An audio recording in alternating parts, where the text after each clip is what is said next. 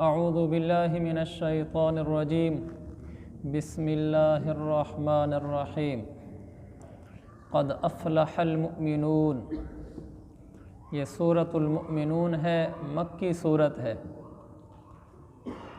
اس کی آیات 118، رکوع 6 ہیں اور 23ویں سورت ہے۔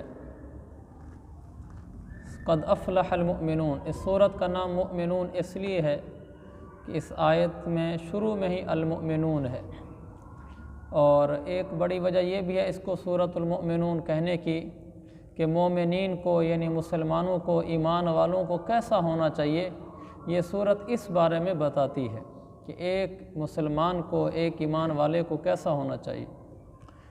تو یہ بہت ہی اہم مضامین پر مشتمل سورت ہے، خاص طور پر اس کی شروع کی جو 10 آیات ہیں اولئک ھم الوارثون تک، ان کی بڑی خاص اہمیت ہے۔ حدیث میں آتا ہے رسول پاک صلی اللہ علیہ وسلم نے فرمایا کہ میرے اوپر 10 آیتیں نازل کی گئی ہیں، جو آدمی ان 10 آیتوں پر عمل کر لے دخل الجنہ، اس کا داخلہ جنت پکا ہو گیا۔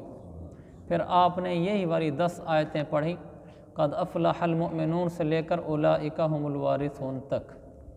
اسی طرح حضرت عائشہ رضی اللہ عنہا سے کسی نے پوچھا کہ ذرا حضور صلی اللہ علیہ وسلم کے اوصاف تو بتاؤ کہ آپ کے کیا اوصاف، کیا صفات تھیں۔ تو حضرت عائشہ نے فرمایا کہ کیا تم نے قرآن نہیں پڑھا؟ اور پھر حضرت عائشہ نے قد افلح المؤمنون سے یہی 10 آیتیں پڑھ کر کہا کہ یہی تو حضور صلی اللہ علیہ وسلم کے اوصاف تھے۔ تو یہ میرے پاک پیغمبر کی صفات اور اوصاف ہیں جو شروع میں بیان ہوئے ہیں۔ تو ان 10 آیتوں کو بطور خاص آدمی اپنی زندگی میں لے کر آئے۔ پہلی آیت ہے قد افلح المؤمنون، کامیاب ہو گئے وہ ایمان والے۔ ایک تو میں نے پہلے عرض کیا تھا کہ اللہ تعالیٰ نے اس کے لیے افلح، فلاح کا لفظ استعمال کرتا ہے۔ فلاح کہتے ہیں ایسی کامیابی کو جو دنیا اور آخرت کی کامیابی ہو، جس میں کوئی دکھ، کوئی پریشانی نہ ہو۔ دنیا میں جو انسان کامیاب ہوتا ہے وہ فلاح نہیں پا سکتے، ہم اس کو فلاح ویسے استعمال کرتے ہیں۔ فلاح کہتے ہی اس کامیابی کو ہیں جس میں کوئی مشقت، کوئی دکھ، کوئی تکلیف نہ ہو۔ دنیا تو دار الامتحان ہے، مشقتیں بھی ہیں، دکھ بھی ہیں، تکلیف بھی ہیں۔ اصل میں جو انسان جنت میں داخل ہوگا نا، وہ فلاح ہوگی کہ اس میں کوئی دکھ نہیں ہوگا۔ تو فرمایا فلاح والے کامیاب ہو گئے، فلاح پا گئے، کامیاب ہو گئے وہ ایمان والے۔ اتنا نہیں کہا کہ ایمان والے کامیاب ہو گئے، بلکہ یوں کہا کہ وہ ایمان والے کامیاب ہو گئے جو یوں کرتے ہیں۔ معلوم ہوا کہ صرف ایمان لانا فلاح کے لیے کافی نہیں ہے۔ ایمان لانا یہ کامیابی کا پورا مکمل ذریعہ نہیں ہے، اس لیے کہ ایمان لانے کے بعد اگر انسان نافرمان ہو جائے تو پوری طرح کامیاب نہیں ہے۔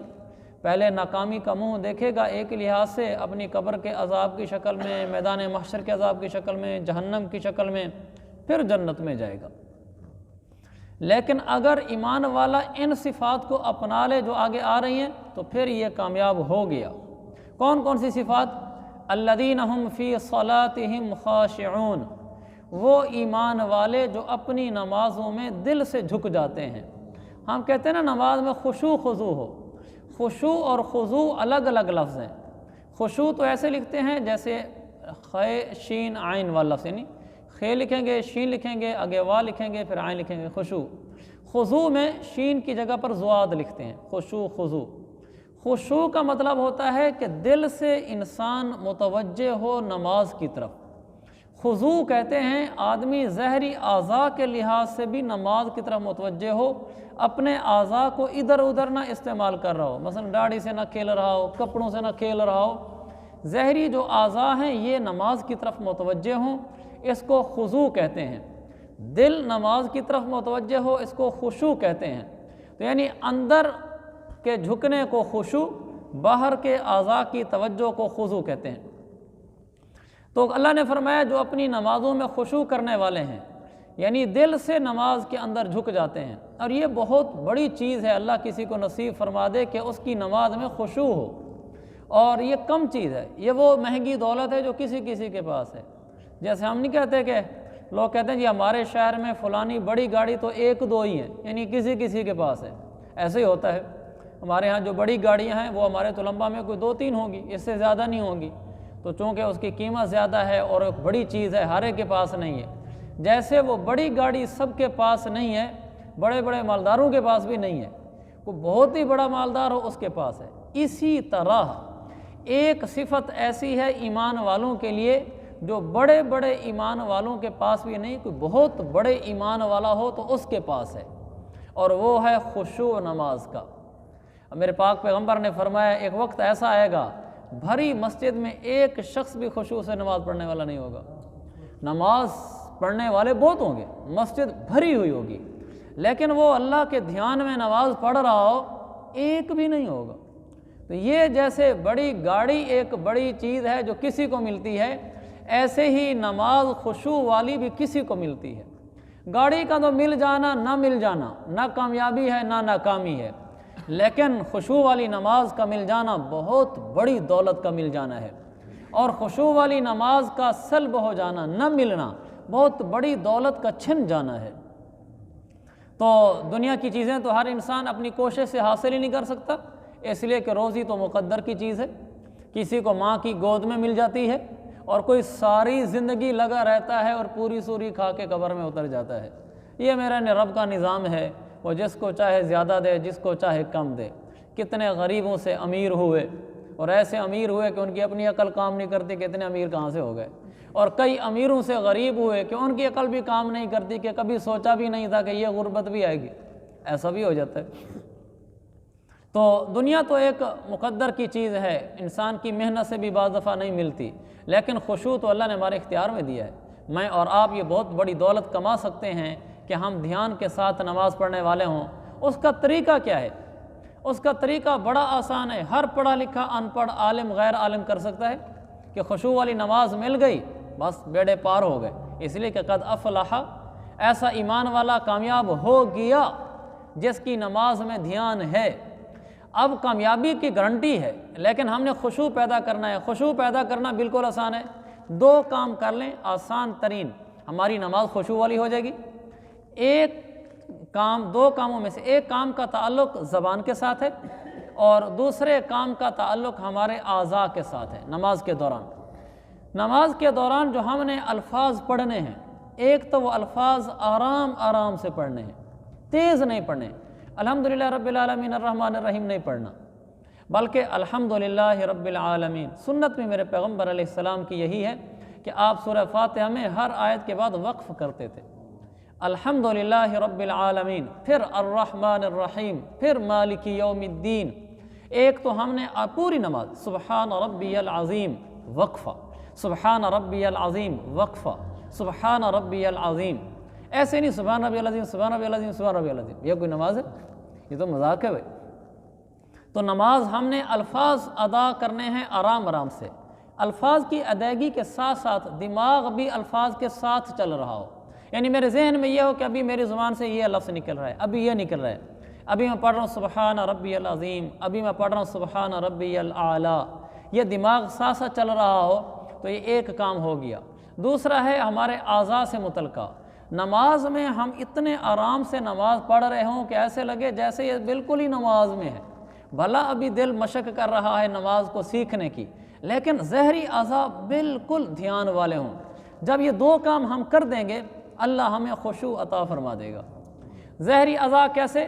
رکوع میں جائیں تو آرام سے جائیں، سجدے میں جائیں تو آرام سے ہاتھ رکھیں، اٹھیں تو آرام سے اٹھیں، سلام پھیریں آرام سے پھیریں، ہمارا ہر عمل بالکل آرام سے سکون سے ہو، اور دوران نماز داڑھی سے نہ کھیلیں، کپڑوں سے نہ کھیلیں، ادھر ادھر نہ دیکھیں۔ نماز کے دوران ہم بالکل اپنے آپ کو قابو رکھیں۔ اللہ کے نبی نے فرمایا کہ جب نماز پڑھ رہے ہو تو اپنی نگاہ وہاں رکھو جہاں سجدہ کرنا ہوتا ہے، ہماری نگاہیں ادھر ادھر پھر رہی ہوتی ہیں۔ تو یہ 2 کام ہم کر لیں، اپنی زبان کے الفاظ کو آرام سے ادا کرنا اور دماغ کو ان کے ساتھ چلانا، دوسرا ظاہری اعضاء کو آرام سے استعمال کرنا دوران نماز۔ 40 دن ہم ایسے کر لیں، صرف 40 دن، آپ دیکھیں گے 40 دن بعد ہم انسانی اور ہو چکے ہوں گے، ہمیں پھر نماز میں وہ مزہ آنا شروع ہو جائے گا، پھر ہم کہیں گے کہ لوگ تیز پڑھتے کیوں ہیں؟ تیز بھی بھلا نماز پڑھی جاتی ہے، چونکہ وہ اللہ اس کا سکون، اس کی لذت عطا فرما دے گا۔ میرے پیغمبر صلی اللہ علیہ وسلم سے بڑی تو نماز کسی کی نہیں ہو سکتی۔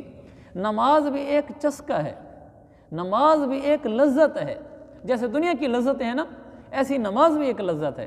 وہ ایک عالم کے بارے میں نے کہیں پڑھا، تو وہ بیٹھے تھے تو انہوں نے پوچھا، اپنے شیخ سے بات چل رہی تھی کہ حضرت جنت میں نماز بھی ہوگی، تو انہوں نے کہا کہ نماز تو نہیں ہوگی، تو ٹھنڈا سانس بھر کر کہا اوف، پھر کیسے وقت گزاریں گے؟ اور ہمیں خوشی اسی کی ہوتی ہے کہ جنت میں جائیں گے، نماز کی چھٹی ہوگی اس لیے کہ ابھی جو نماز پوری سوری ہوئی پڑی ہے، تو ہم اگر نماز پڑھیں مزے والی تو پھر چس آ جائے گی، اس کی چسکا نہیں لگ جاتا کسی کو۔ اللہ کے نبی علیہ السلام سے بڑی کس کی نماز ہوگی؟ تو سب سے زیادہ لذت بھی اللہ کے نبی کو آتی تھی نماز میں۔ آپ بیٹھے تھے، آپ نے حضرت بلال سے کہا کہ قم یا بلال ارحنا، بلال اٹھو ذرا ہمیں راحت تو پہنچاؤ۔ کیا مطلب؟ اذان کہو ذرا نماز پڑھتے ہیں آج۔ کہا بلال اٹھو ہمیں راحت پہنچاؤ۔ ہم کہتے ہیں اوہ اتنا جلدی اذان دے دی مؤذن نے، ابھی تو ٹائم پڑھے، ایک نماز پڑھ کر آئے ہیں۔ تو پھر اذان ہو جاتی ہے، کوئی نہیں ابھی بڑا ٹائم پڑا ہے، کوئی نہیں ابا بڑا ٹائم پڑا ہے، بھاگ دوڑ کے جا کے ہم شریک ہوں گے۔ تو یہ ہماری نماز کی حالت ہے۔ تو میرے عزیز بھائیوں، میں بھی اور آپ بھی، ہم سب سیکھنے والے ہیں۔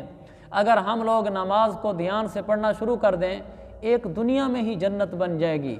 اللہ کے نبی کا فرمان نہیں، قرۃ عینی فی الصلاۃ، میری آنکھوں کی ٹھنڈک نماز میں ہے، آنکھوں کی ٹھنڈک نماز میں ہے۔ یہ میں آپ کو یہ بتا رہا ہوں کہ جب میں اور آپ ہم نماز دھیان والی پڑھیں گے، اللہ دنیا میں بھی لذت دے گا، دنیا میں بھی راحت دے گا، سکون دے گا۔ مرنے کے بعد تو پھر ہے ہی ہے انہی لوگوں کے لیے، قد افلح، ایسے ایمان والے تو پار ہو گئے۔ تو اب اس کو ذرا غور کرتے ہیں۔ میرے سرکار فرماتے ہیں کہ میری آنکھوں کی ٹھنڈک نماز میں ہے۔ یہ آنکھوں کی ٹھنڈک کیوں کہا ہے؟ اور کسی چیز یہ کیوں نہیں کہا میرے دل کا سرور نماز میں ہے؟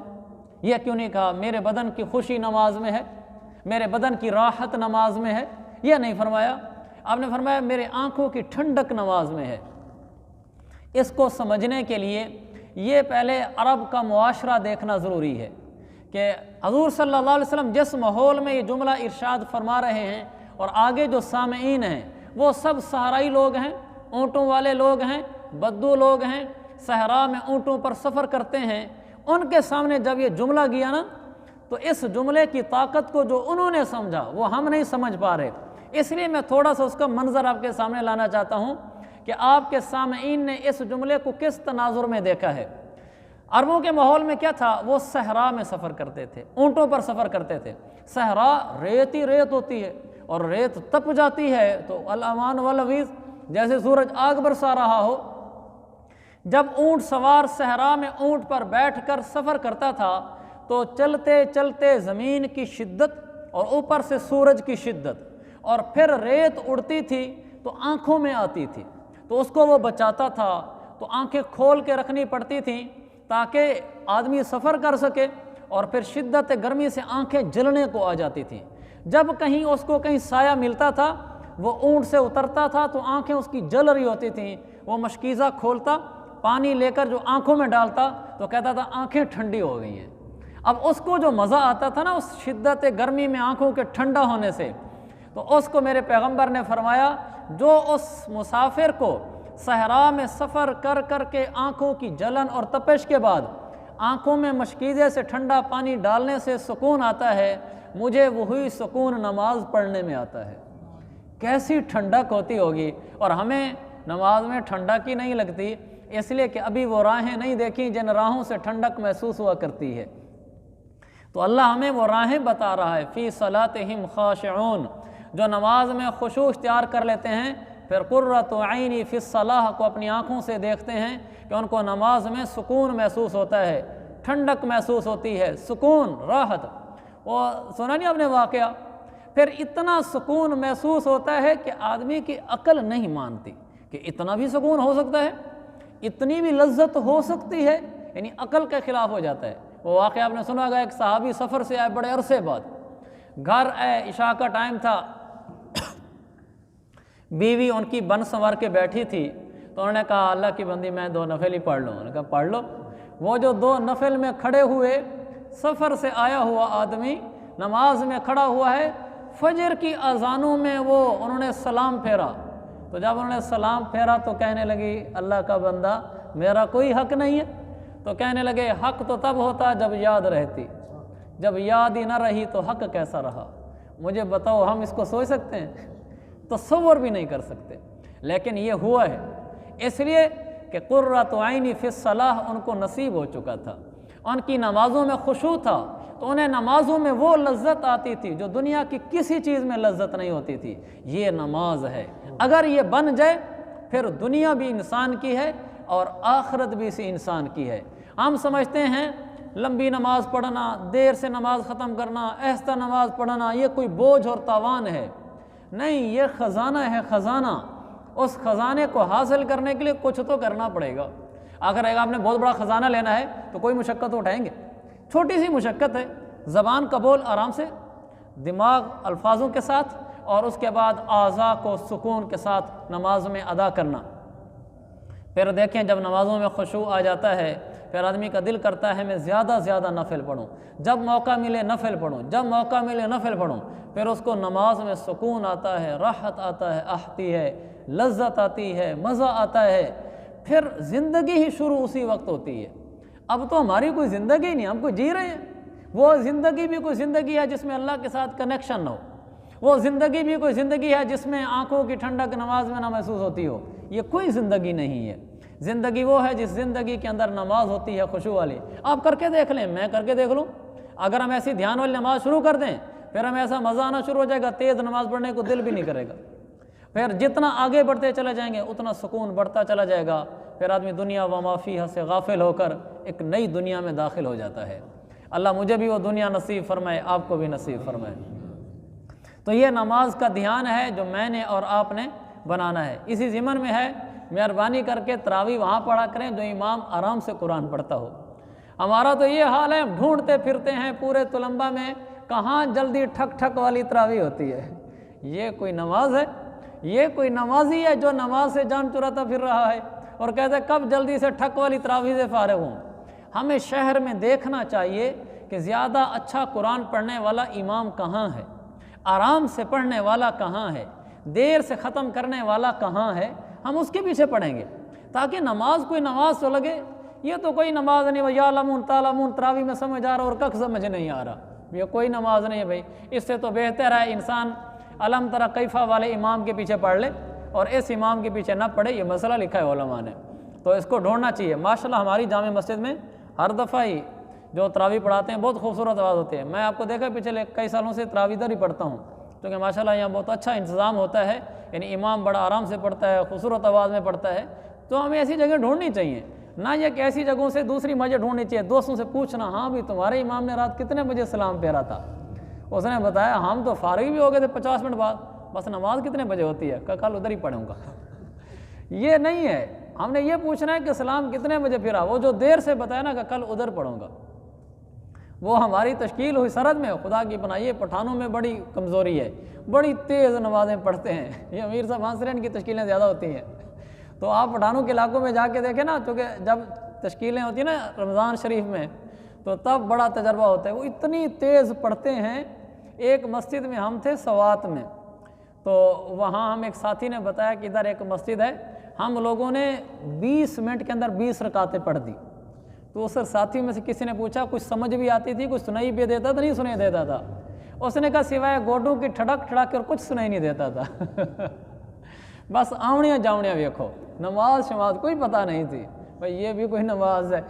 اس سے بہتر ہے گھر میں آپ 2 رکعت تراویح پڑھ لیں، اس سے اچھی ہو جائے ٹھڑک ٹھڑک والی سے. تو نماز ہماری آرام والی ہونی چاہیے.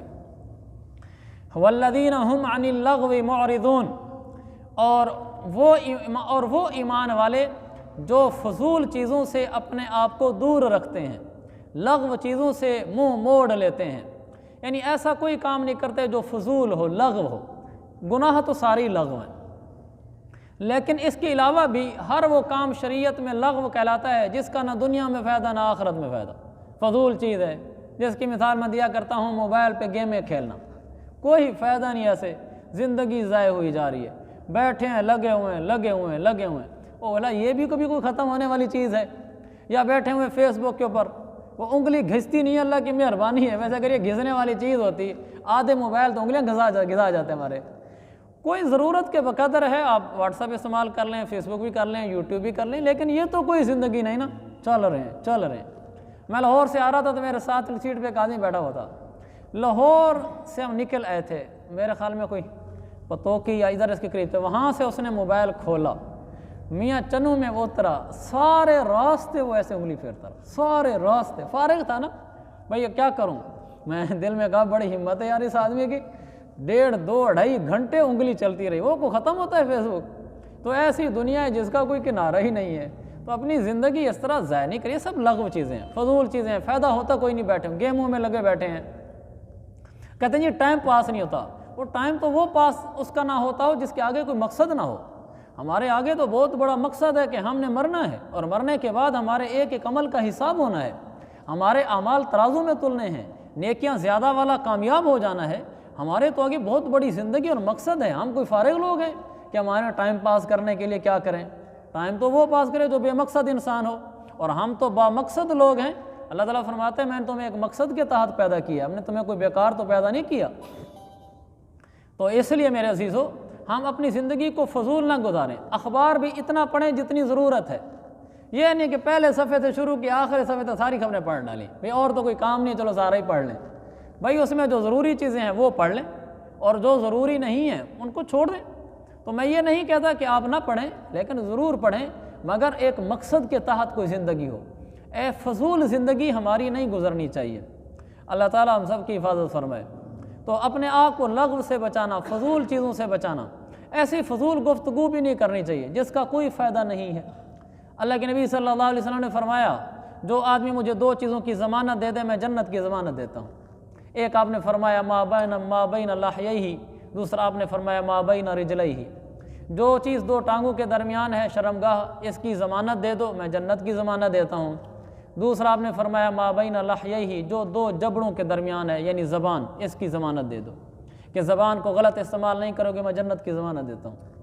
تو بھائی ہم تو زبان کو غلط استعمال نہیں کریں گے، فضول کاموں میں بھی نہیں لگائیں گے، فضول باتوں میں بھی نہیں لگائیں گے، بیٹھے ہوتے ہیں سیاست کے تبصرے سارا دن، ابھی سینٹ کا الیکشن ختم نہیں ہوتا، انہوں نے پورے پاکستان کے فیصلے بھی کیے ہوتے ہیں، بقدر ضرورت تک تذکرہ کر لینا کوئی برا بھی نہیں ہے، آدمی ایسا بھی نہیں ہو کہ دنیا سے نہ واقف ہی رہے، اس کو کخ پتہ ہی نہیں ہے، ایسا بولا بھی نہ ہو، لیکن ایسا بھی نہ ہو کہ سارا دن تبصرے ہوتے ہیں، کوئی حل نہیں، کوئی اس کا کنارہ نہیں ہوتا آخر۔ اور ایسے کوئی کرکٹ میچ کو کیا PSL بولتے ہیں، وہ اس میں لگی ہوئی ہے نسل پوری، بھائی ہمارا کیا تعلق ہے اس سے، وہ اپنا جو کرتے ہیں کریں، ادھر شرطیں لگ رہی ہیں، مقابلے ہو رہے ہیں، یہاں تک ہوا ایک آدمی نے مجھے کسی نے بتایا کہ وہ پاکستان کا PSL تو پاکستان کی اپنی ٹیم ہوتی ہے، پاکستان کا دوسرے ملک کے ساتھ میچ ہو رہا تھا، تو اس نے اب ادھر میچ لگا ہوا ہے، کوئی گیند نہ چھوٹنے پائے، وہ ٹی وی پہ میچ دیکھ رہا ہے، اب وہ پریشان ہو گیا، عصر کی نماز کا ٹائم ادھر ختم ہونے والا ہے اور ادھر کوئی گیند بھی نہیں چھوڑنا چاہتا، اب نادانی دیکھیں کہ اس نے اس کی آواز اونچی کر کے نماز شروع کر دی تاکہ کمنٹری میرے کان میں آتی رہے، پتہ چلے کہ چھکا لگا ہے، چوکا ہے، وکٹ ہے، مجھ سے کوئی حد ہوتی ہے، یہ بھی کوئی زندگی ہے؟ یہ تو وہ دیندار آدمی کا حال ہے جو ذرا نماز نہیں چھوڑ سکتا تھا، یعنی اتنا ماشاءاللہ وہ دیندار تھا، تو باقی کو کیا حال ہوگا؟ یہ سب فضول زندگی ہیں، ان کی کوئی ضرورت نہیں ہے کہ اس طرح اپنی زندگی ضائع کیے جا رہے ہیں، ہمارا کوئی جیسے کام ہی نہ ہو۔ تو یہ ایک لمبی بات ہے، ہمارے عمل میں آ جائے تو دنیا میں جنت کے مزے آنا شروع ہو جائیں، اگر ہماری نمازوں میں دھیان آ جائے اور زندگی فضولیات سے پاک ہو جائے، با مقصد زندگی ہو جائے، یہیں دنیا میں مزہ آتا ہے۔ اللہ ہم سب کو نصیب فرمائے۔ والذین ہم للزکاۃ فاعلون، اور وہ ایمان والے کامیاب ہو گئے جو زکوٰۃ ادا کرنے والے ہیں، زکوٰۃ پر عمل کرنے والے ہیں۔ یہاں لفظ زکوٰۃ کے 2 معنی ہیں، ایک مطلب تو زکوٰۃ کا وہی ہے جس کو ہم بھی زکوٰۃ کہتے ہیں کہ وہ زکوٰۃ دیتے ہیں، یہ لوگ کامیاب ہیں، چونکہ پہلے نماز کا تذکرہ کیا، پھر زبان کا اور اپنے کو با مقصد رکھنے کا، تیسرا زکوٰۃ کا۔ دوسرا زکوٰۃ کا معنی تزکیہ، تزکیہ کا مطلب ہوتا ہے اپنے دل کو پاک صاف رکھنا، اس دل میں کسی کے بارے میں کھوٹ نہ ہو، کسی کے بارے میں بغض نہ ہو، کسی کے بارے میں حسد نہ ہو، سب کے بارے میں دل صاف ہو۔ تو جس کے دل صاف ہو، ہر ایک سے صاف ہو، یہ نہیں کہ بھی میری تو ایسے بنتی نہیں ہے، ہم تو آتے جاتے اس کے پاس نہیں ہیں، ہم نے آنا جانا بند رکھا ہوا ہے، دل کھوٹ سے بھرا ہوا ہے۔ نہیں، ہمارا دل سب کے بارے میں صاف، سب سے محبت، سب کے پاس آنا جانا، سب کے ساتھ تعلق، کسی سے نفرت نہیں، جیسا مسلمان ہی کیوں نہ ہو۔ اوپری محبت نہیں کہ مسلمان سے ملو، بظاہر وہ گناہ گار ہے تو اس کو محبت سے مل رہے ہیں، دکھلا رہے ہیں محبت، لیکن اندر محبت نہیں ہے، یہ تو منافقت ہے۔ مسلمان ہمارا بھائی، ہمیں پتہ ہے کلمہ پڑھتا ہے، دل سے محبت کرنی چاہیے، اور ذرا بھر بھی دل میں اس کے بارے میں میل کھوٹ کمی نہیں ہونی چاہیے۔ یعنی دل ایسا ہو جیسے اس آدمی کو آدمی عقیدت سے ملتا ہے، اور حقیقت میں بھی ایسے ہی ہو، ہمارا دل کسی کے بارے میں کھوٹ نہ رکھتا ہو۔ وہ واقعہ ہے مشہور، حیات الصحابہ میں بھی ہے۔ اللہ کے نبی صلی اللہ علیہ وسلم بیٹھے تھے تو ایک آدمی داخل ہوئے، اس سے پہلے آپ نے کہا کہ ابھی ایک جنتی آنے والا ہے، تو ایک آدمی داخل ہوئے تو ان کی داڑھی سے پانی ٹپک رہا تھا اور ہاتھ میں برتن پکڑا ہوا تھا وضو والا۔ دوسرے دن داخل ہوئے تو آپ نے پھر یہ کہا کہ ایک آدمی ابھی آنے والا ہے، وہ جنتی ہے، تو پھر ہوئی، آج صحابی داخل ہوئے، تیسرے دن پھر ہوئی، تو وہاں ایک صحابی بیٹھے تھے غالباً عبداللہ ابن عمرو ابن عاص، تو انہوں نے کہا یار اس آدمی کی زندگی دیکھنی چاہیے کہ اللہ کے رسول نے ان کو 3 دن ہو گئے بشارت دیتے ہیں جنتی آدمی ہے، ان کو جا کر کوئی کہا میرے گھر میں تھوڑا کوئی مسئلہ ہے، میں گھر نہیں رہ سکتا، میں 3 دن آپ کا مہمان ہونا چاہتا ہوں، اجازت ہے؟ انہوں نے کہا جی آ جائیں، ویلکم، مرحبا، اور 3 دن کے بعد ٹھہر گئے۔ اب وہ رات کو جب سوتے تو یہ بستر سے آنکھیں اٹھا اس کو دیکھتے، اس صحابی کو نا، یہ جو مہمان بنے ہوئے تھے، کہ اب یہ کب اٹھے اور تہجد پڑھی، کب اٹھے اور لمبی تہجد پڑھی، ساری رات جاگا۔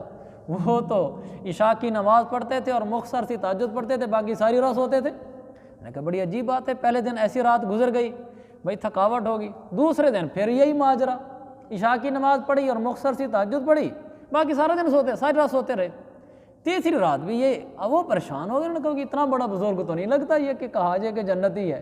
تو تیسرے دن انہوں نے پکڑ لیا، کہا بھی ایک بات تو بتانی پڑے گی، مجھے مہمان ہوں بھلا جو بھی، مجھے صحیح بتاؤ۔ ان کا کیا بات ہے؟ کہا اللہ کے نبی نے آپ کے بارے میں کہا ہے یہ جنتی آدمی ہے، میں تو تیسرا دن ٹھہرا ہوں، تم تو ساری رات سوئے رہتے ہو، مجھے تو کوئی ایسی خاص بات ہی نظر نہیں آئی۔ انہوں نے کہا یہی ہے بھائی جو آپ کے سامنے ہے۔ کہا نہیں کوئی بات ضرور ہے، ایسے نہیں اللہ کے نبی نے کہا۔ تو جب انہوں نے اصرار کیا پوچھنے کا تو وہ کہنے لگے او بھائی اور تو میرے پاس کچھ نہیں ہے مگر یہ ہے لا اجد غشا فی قلبی لاحد من المسلمین، میرے دل میں کسی مسلمان کے بارے میں کھوٹ نہیں ہے، دل میرا کسی کے بارے میں میل نہیں رکھتا، میں سب مسلمانوں سے محبت کرتا ہوں، سب مسلمانوں سے دل کو پاک صاف رکھتا ہوں، ہر ایک کو کھلے دل سے محبت کر کے ملتا ہوں، یہ نہیں کہ دل میں کھوٹ ہے۔ تو انہوں نے کہا ھذا ہی، یہی ہے وہ چیز، اتنی بڑی دولت کہ آپ کا دل سب سے صاف ہے۔ تو میرے عزیز بھائیو یہ وہ چیز ہے کہ دل صاف ہو جائے تو جنت کے وعدے ہو جاتے ہیں۔ تو للزکاۃ فاعلون کا ایک مطلب یہ ہے کہ دل کے پاک ہیں وہ لوگ، دل کے صاف ہیں وہ لوگ، ہمیں کسی سے نفرت نہ ہو، سب سے محبت ہو، سیاسی نفرت بھی نہیں ہونی چاہیے۔ نقطہ نظر میں اختلاف آپ کو ہو سکتا ہے، آپ کسی ایک جماعت کو پسند کرتے ہیں دوسری کو نہیں کرتے، ہو سکتا ہے، اور ایسے مذہبی لحاظ سے بھی آپ ایک خاص ایک عقیدے کو درست سمجھتے ہیں دوسرے کو نہیں سمجھتے، یہ ہو سکتا ہے قومی لحاظ سے بھی آپ اپنے قوم اپنی نسل کو اچھا سمجھتے ہیں دوسروں کو نہیں سمجھتے۔ اختلاف تو ایک فطری چیز ہے، لیکن آپ کے دل میں کسی کے بارے میں نفرت نہ ہو۔ آپ کی مخالف سیاسی پارٹی ہے، آپ اس کا حدود میں رہ کر تبصرہ کریں، بھلا اس کے خلاف منفی تبصرہ کریں، آپ کہیں یہ پارٹی ٹھیک نہیں ہے، نقصان کر رہی ہے، ظلم کر رہی ہے، کرپشن کرتی ہے، جو ہے، لیکن حدود میں رہ کر۔ کسی فرقے سے آپ کو اختلاف ہے تو آپ کہیں بھی یہ لوگ ٹھیک نہیں، ہمیں ان سے اتفاق نہیں ہے، یہ نہیں ہے کہ وہ فرقے والا سامنے آ جائے تو منہ ادھر موڑ لیا اور دل میں کینہ رکھے پھر رہے ہیں، برا سمجھتے ہیں، دوسری پارٹی والا آ گیا تو دل میں کینہ ہے۔ کھلے دل سے ملو، کھلے باہوں سے ملو، محبت سے ملو کہ ہمارے دل میں کسی کا کھوٹ نہیں ہے، ہم سب سے محبت کرتے ہیں، ہر مسلمان سے کرتے ہیں، وہ جیسا ہے عمل کے لحاظ سے، جس پارٹی کا ہے، جس مسلک کا ہے اور جس فرقے کا ہے، ہمارا مسلمان بھائی ہے، بس ہمارا دل اس سے بالکل صاف ہے۔ تو اسی طرح ہمیں کوئی گالی دے دیتا ہے، ہمیں برا بھلا کہہ دیتا ہے، ہمارے خلاف ہو جاتا ہے، ہمارا دل اس کے بارے میں بھی صاف ہو۔ اس نے مثلا ہمارے خلاف شکایتیں لگائیں، ہمیں ملے گا تو ہم باہیں پھیلا کے ملیں گے، ہم گلے لگا کے ملیں گے، یہ نہیں ہے کہ اب ہمیں اس سے نفرت ہو جائے گی، ہم اس سے محبت کریں گے۔ مولانا سعید احمد خان صاحب رحمۃ اللہ علیہ بڑے بزرگ آدمی گزرے ہیں پچھلے کچھ عرصہ پہلے، انہوں کی بیٹی کو ان کے داماد نے طلاق دے دی۔ یہ میں آپ کو بتا رہا ہوں دل کیسا صاف ہونا چاہیے، اگلے سے پاک ہونا چاہیے، دل میں کسی کا کھوٹ نفرت نہیں ہونی چاہیے۔ بس یہ واقعہ آپ کو سناتا ہوں۔ تو ان کی بیٹی کو طلاق ہو گئی۔ اب ذرا میں اور آپ معاشرے میں دیکھیں، میری بیٹی یا میری بہن کو داماد ہمارا، بہنوئی ہمارا طلاق دے دے، لوگ گالیاں دیتے ہیں، اس کو برا بلا کہتے ہیں، آنے جانے بند کر دیتے ہیں۔ اس نے طلاق دے دی تو اب وہ کچھ عرصہ گزرا تو اس کو مولانا سعید احمد خان صاحب سے کام پڑ گیا۔ مولانا سعید احمد صاحب بڑے آدمی تھے، دنیاوی لحاظ سے بھی بڑے اثر رسوخ کے مالک تھے، دینی لحاظ سے بڑی شخصیت تھے۔ تو انہوں نے پیغام بھجوایا کسی کے ہاتھوں کہ مولانا سے کہیں کہ مجھے کوئی ایک کام ہے، سفارش کرانی آپ سے، تو آپ سے ملنا ہے، مجھے وقت مل سکتا ہے۔ وہ تھوڑا گھبرایا ہوا تھا کہ پتہ نہیں وہ ٹائم دیتے بھی ہیں کہ نہیں دیتے۔ تو مولانا سعید احمد صاحب کو بتایا تو انہوں نے کہا ہاں بھیا ان کو فلاں دن کا ٹائم دے دو، وہ آ جائے میرے پاس۔ وہ پہنچ گئے اس دن، تو مولانا سعید صاحب نے ان کے لیے اسپیشل دسترخوان لگوایا ہوا تھا۔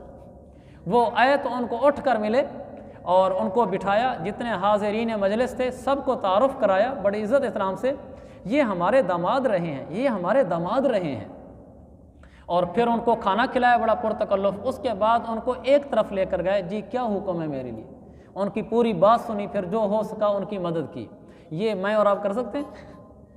ہم للزکاۃ فاعلون، قرآن کہتا ہے کہ وہ دل کو پاک رکھنے والے ہوتے ہیں، وہ ایمان والے جو کامیاب ہوتے ہیں۔